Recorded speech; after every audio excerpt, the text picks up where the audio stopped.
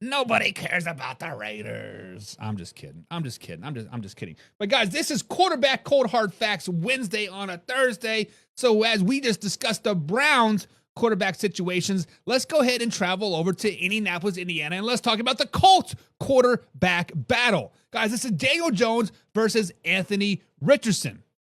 The question is, who wins the job? Is it going to be Danny Dimes or is it going to be AR5? Mr. I'm tired, right? Guys, let's get into it. Right off the bat, guys, I'm not even going to sugarcoat it. I'm not even going to fluff it. I'm not even going to try to defend Anthony Richardson at this point. Daniel Jones will win the quarterback battle in Indy.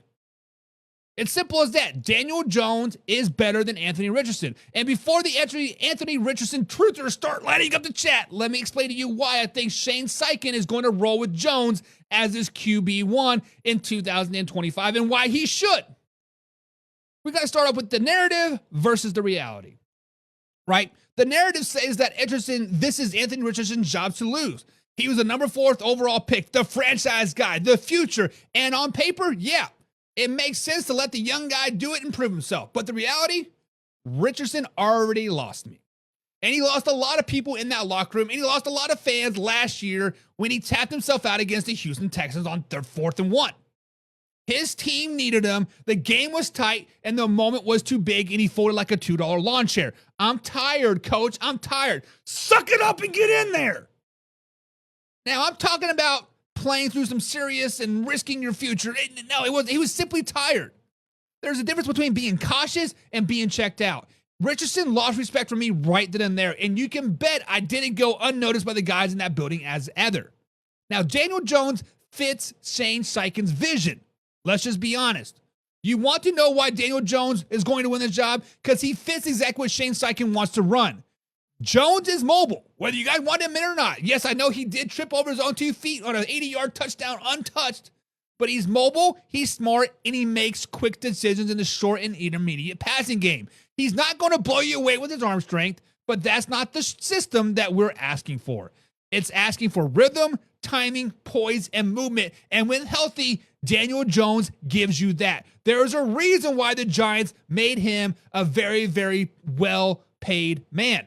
Guys, the Giants failed Daniel Jones by surrounding him with trash offensive line and asking him to do something that he's not. In Indy, Steichen is going to simplify it, speed it up, and let Jones play his game. Even if Daniel Jones flashes the 2022 Daniel Jones just a little bit, he is your guy.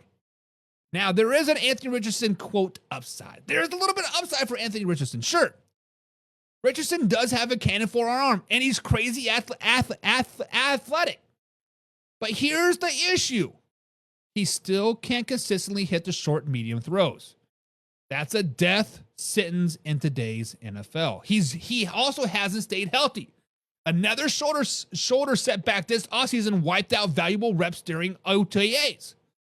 He's expected to be ready for camp, sure, but every rep he misses, Daniel Jones is graining down. Actually, he's putting death between him and Anthony Richardson.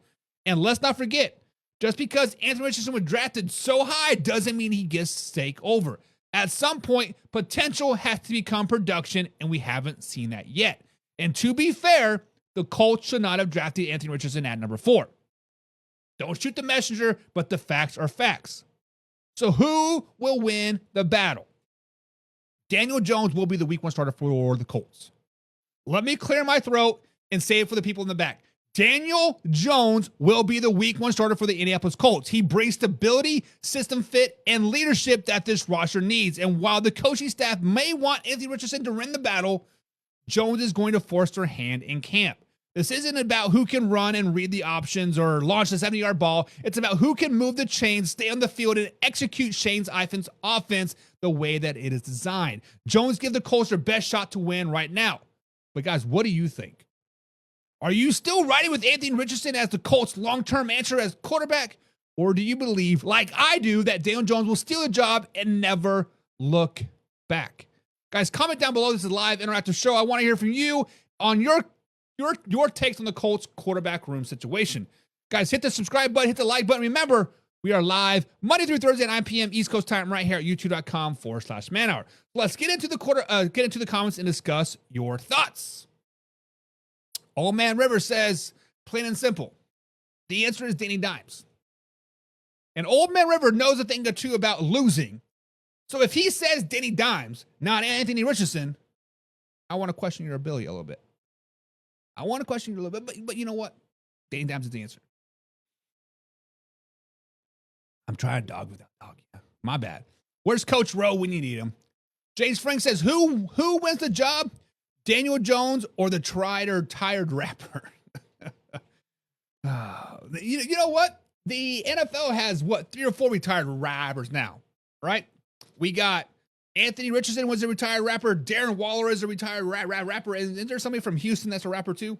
It's just silly. It's just silly. Well, Mike says, when you have to go back to Jim and Paul Brown, who talk about the good old days, welcome to football hell. Man, take your shots at the Browns. I love it. I love it. Jones says, or Alpha Rob says Jones because he's not tired. Alpha Rob says Daniel Jones is like Kevin Gates. He don't get tired. I got 2 jobs and I don't get tired. If you know, you know. Fellow Mike says Daniel Jones has failed with 2 other proven quarterback whispers, Dayball and Stefanski. What makes you think that Steichen will be different? To be fair, the Giants were terrible when Daniel Jones was there. Saquon Barkley was never on the field. They had the statistically worst offensive line in all of NFL. And when you have 3 seconds to throw the ball and they're looking to push the ball 15, 16, 18 yards down the field every play with no running game, you're destined for failure. You are destined for failure. And Kevin Stefanski is not a quarterback whisperer. I don't care what people said. Okay, so you met Kevin O'Connell in Minnesota. So, to be fair, in Minnesota, he was picked up, week 12, week 13? Sam Darnold was already doing his thing, and Daniel Jones was there strictly for a emergency quarterback. Pick him up, right? Pick him up just in case something happens to Sam Darnold. Bada bing, bada boom. Insert Danny Dimes. So we will see how much Kevin O'Connell has rubbed off on Danny Dimes, right? Old Man River says it's sink or swim season for both quarterbacks, meaning Arch Manning could be an Indy. Old Man River, I think you are correct. It is definitely sink or swim for both of these quarterbacks, for the whole quarterback room in Indy. If you are a quarterback in Indy, you are on the hot seat. Let's just be flat out honest. However, Arch Manning is probably the 5th or 6th best quarterback in college football. Don't shoot the messenger. Don't believe the hype. James Frank says, I'm still saying Anthony Richardson to Pittsburgh next season. That's tough. That's tough because that requires a trade, because this is Anthony Richardson's 3rd year. So next year when you get traded, you'll be a 4th year. Going to probably have to give him a contract. That's tough, but we'll see how Aaron Rodgers does in Pittsburgh. See if he does have another year left in him. Mellow Mike says AR is brittle, unable to complete over 50% of his passes, not NFL quarterback franchise quarterback. That is exactly right. Because I believe we see the standard, we see the bar of NFL quarterbacks. Caleb Williams has put himself up on this pedestal. 4,000 yards passing, 70% completion percentage. That is, I think, the goal that every quarterback is going to have. When Anthony Richardson is only throwing 2,100 yards for 47% completion percentage, something is wrong. That is 3rd string material. James Frank says Daniel Jones winning that battle. I agree. Casey says Daniel Jones has a chip on his shoulder. He's going to take it and never look back. I agree. Daniel Jones is going to lead the pack and going to win the AFC South. James Frank says, when you go 11-0, then get beat by the team that ended up with the wild card and lose to that same Browns team. That's tough. Archo Manning going to be in Pittsburgh. Could be, because Pittsburgh will have a 20th overall pick. Mellow Mike said, Chris Ballard gets fired this year. The Irsay daughter is beginning a new era next year, searching for a new GM. This has Any given, no, is it, what is the football movie with, is it Cameron Diaz in it when she takes over the ownership?